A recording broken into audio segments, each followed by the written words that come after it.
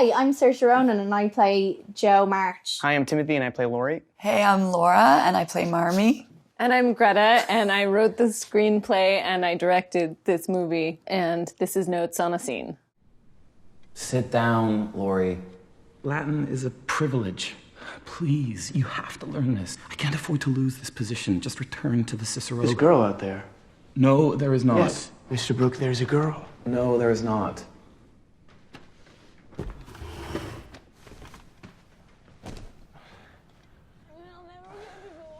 Oh, there is a girl. That's a girl.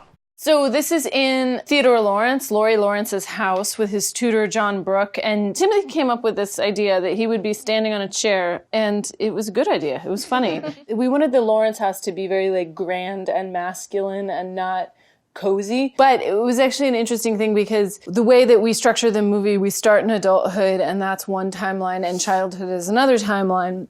I wanted childhood to have this golden glow, so we shot with a very specific filter, and it kind of worked against the coldness of the Lawrence house because it still had the golden glow of childhood. But so what we wanted to do was give it scale and density that would kind of impart that same coldness without actually having cold color, because we wanted to save that for the adult section. Hello there! Are you hurt? I'm Amy. Hello, Amy. I'm Laurie. I know. You brought my sister back after the dance. I would have never have sprained my ankle. I have lovely small feet, the best in the family.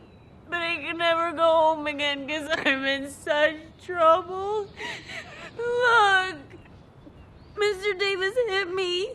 Amy is fleeing because she's been hit by her teacher and she knows she's going to be in trouble, so she's running over to this house because she doesn't want to go home. And she's very sad. I was there when you shot that scene. Oh, yeah. And she did it like 20 times, like one after the other. It was amazing. And every single time it was hilarious.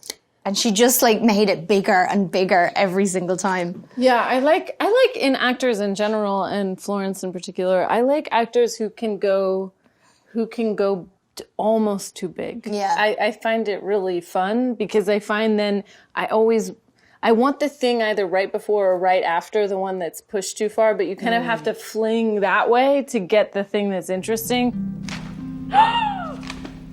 Tell the servants I want this painting purchased for me immediately. You in here? My hand, look. Joe. What richness. It hurts so much. Oh, Theodore Lawrence, you ought to be the happiest boy in the world. Oh, well, a fellow can't live on books alone. I could. What did you do? Nothing. I did nothing. I did a drawing and then Mr. Davis hit me. This is one of those scenes where I have almost everyone in the room at once, and here they all start to enter. And sounds like really boring to say because, like, obviously, I'm very proud of how this scene was blocked. Mm-hmm. It's actually really hard to block scenes with this many people and figure out all of the ways that they're moving.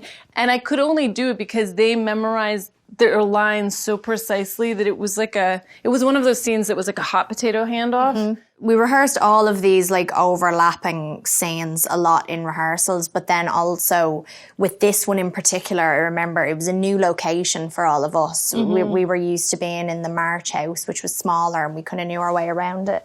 So this was our first time shooting on this location, all of us together. And I think that familiarity with the setting, or unfamiliarity with the setting, is important because we knew that March house so well by the second week of shooting or before. And that one, it felt as austere, maybe that's not the right word, but as, you know, everything Greta was communicating before felt properly anonymous. Christopher Columbus, look at that.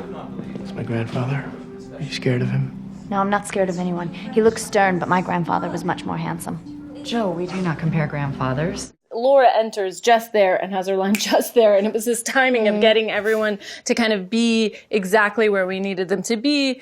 And I remember this was my partner, Noah Baumbach always said this was his favorite line. Joe, we do not compare grandfathers. It was like, for him, it like killed him. And then he saw it in the cut and he was like, it's hilarious. You think he's more handsome, eh? Oh, no, actually, you are very handsome. I knew your mother's father. You've got his spirit. Oh, well, thank you, sir. I'm saying this as an outsider who was not part of Lady Bird, how no wonder she brought these two actors together, because watching the two of you on screen together, or watching you both act, it's like you just hurl every cell out. I mean, it's just so beautiful. I know. It's so gorgeous I know. to watch. Look, I like people who leave it all on the floor. Yeah, so beautiful.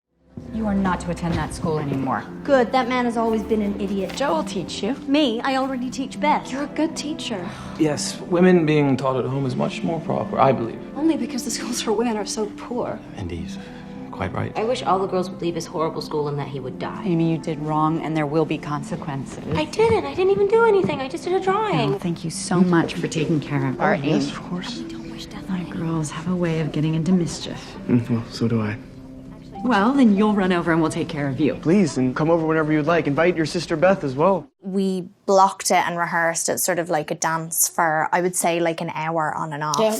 And then we went away, they set up the whole thing, and then we came in and shot for the whole day. Well, what's particularly amazing as we're watching here is as she's defining the movement, this dance for this part of the film, every single moment, every move comes with a new dynamic of a different relationship. Yeah, that's right. Yeah. So, like, for example, here, Timmy and I are establishing this maternal nature that's being presented to him that he doesn't have in his life. You have John Burke and Meg's sort of first flirtations. You and the girls are dealing with Amy's sort of impetuousness and her stuff. Their dynamic. Chris, who's sort of a lovely sort of paternal figure in a way to all of us, and even me as someone who has the man who's left the home, but he's this neighbor overseeing us all. So that was an amazing thing. We were having to pay service to about 20 different dynamics. That's true. And it was this kind of like everyone's noticing a different thing. So Laurie's in love with Joe. Joe's in love with books. She's mad and annoyed at Amy. Meg is sympathizing with Amy, but Meg's also noticing John. John is really noticing Meg. Like all of these dynamics that keep shifting and kind of being inside of the emotionality of each character as they're moving around each other. It's a trick of not just where are you putting the camera, it's where are you putting your emotion with everyone? Because what you want to feel at the end of it is that you were in the room and you felt everything that everyone was feeling. And I love your filmmaking in this scene because it's like you never let the camera totally be at rest with it. Life is messy. You feel all these things, but it's not suddenly the director's choice to go, hey guys, notice this moment. It will be important later. It's just so fluid, which is gorgeous. I like things that kind of pass you by. Yes, Beth would adore the piano. Is she the quiet one? Yes, that's our Beth. Tell the little girl to use our piano. And Joe, borrow whatever book you'd like. Can I come look at the paintings? Yes. There's also a lovely greenhouse. We must go, girls. Mr. Lawrence, I'm going to take this. I'm going to take this one, if that's okay. Bring it back soon, I promise. Well, actually, I don't know. I'll come back for my hair. Thank you. Thank you again. Oh, Miss Meg, you forgot your glove.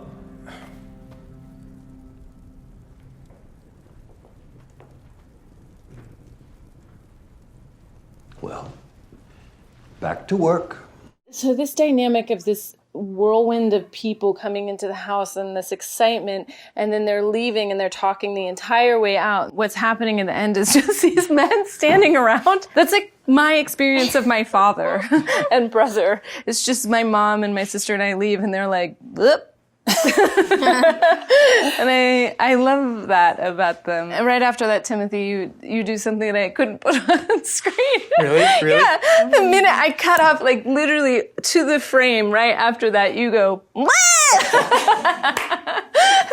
It was a choice. No, so I was like, Nick, do we have one more frame? And he was like, nope. We said one more frame, editor. Yeah. And I was like, is there one more frame? Sorry. And no, it's You could have froze me. It's great. I could have froze you.